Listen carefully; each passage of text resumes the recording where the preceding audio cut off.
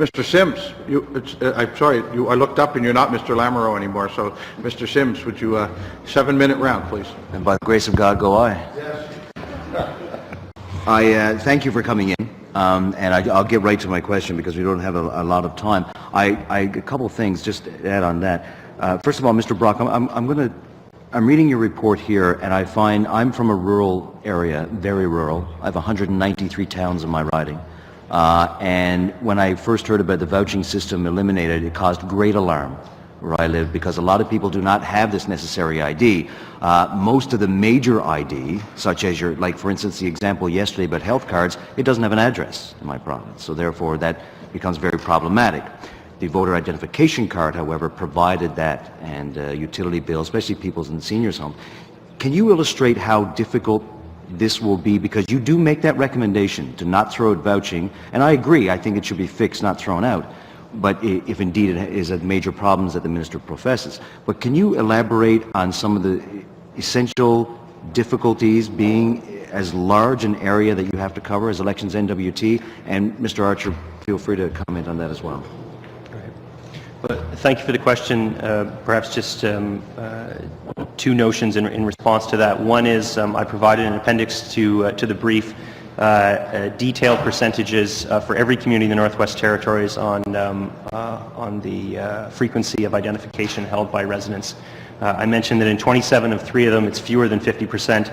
In some of those communities, admittingly quite small communities, but their right to vote is no less than anyone else's, we're seeing percentages such as 2 or 4, as opposed to 80% in the city of Yellowknife. So in some communities in the Northwest Territories, the frequency with which we find active photo identification held by residents is very, very low. Add on to that, my understanding is that in some communities in the Northwest Territories, and I'm sure it's true in other northern ridings with a lot of rural communities, it is also difficult to obtain photo identification. If you live in Colville Lake or Ulahuktuk or Trout Lake, you don't just walk down to the local DMV and get a driver's license. So access just to obtaining the card is difficult. In addition to that, there may be very few incentives to do so. If you live in a town where you don't own a car and there's really not much purpose in driving because you can walk to the other end of town and you never fly anywhere, and by the way, you don't need to show identification to fly in the Canadian North anyway, then there's very little incentive and very little access to obtaining government issue photo identification. But the address is what's key here, and you'll find that is problematic as well. I know in my area it does with certain ID, like for instance the Minister mentioned bracelets. And this type of ID, I mean, is kind of supplementary because really it's the address that makes sense here, and the voter identification card was used quite extensively, and I'm assuming it was in NWT. Following that, Mr. Archer, sorry, I didn't give you a chance to weigh in on that. But so quickly, Mr. Chair, yes. It's primarily, people don't necessarily have difficulty proving their identity with the other 39 documents that are available. It is the difficulty of proving one's address, which in smaller communities in the Northwest Territories is primarily a P.O. box anyway. It's not a residential address, so I'm not sure how that actually goes any great distance to improving the integrity of the system. Mr. Archer? In British Columbia, the vouching provision was used more in our most northern electoral district, the district of Stikine, than in any other electoral district, and we certainly don't have the numbers that David's talking about, but about 3.5% of all voters in Stikine were vouched for, and in some of the urban districts that would be less than 1/2%. So there's certainly differences across the province, and as you're suggesting, it's not randomly distributed.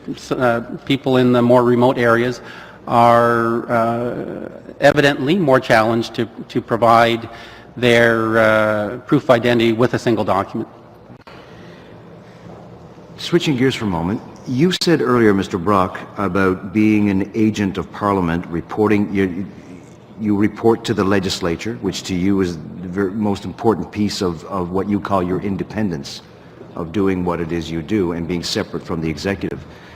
Do you feel that this C-23 obviously is a step in the wrong direction by doing that? And it's not so much about independence without the right tools, it's more like isolation. Would I be correct in saying that? Thank you, Mr. Chair. So to clarify, the Chief Electoral Officer of Canada is an agent of Parliament. I, as Chief Electoral Officer in Northwest Territories, am an officer of the Legislative Assembly. I think there's an important variance between the system here and the system in Northwest Territories and Nunavut, is that we don't have registered political parties, no mechanism to register political parties, nor are they represented in our Assembly.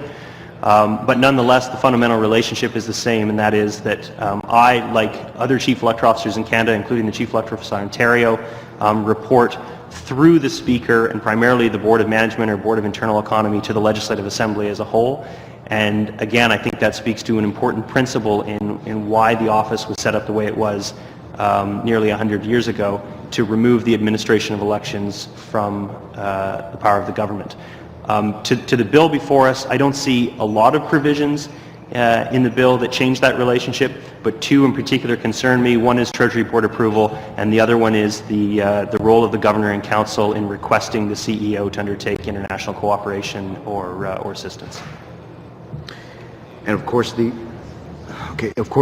research that's being done, that a lot of that being done by Elections Canada, you obviously take advantage of. You mentioned earlier, and I know that 19 scholars internationally also regarded Elections Canada as doing fantastic work in regards to research and publicizing.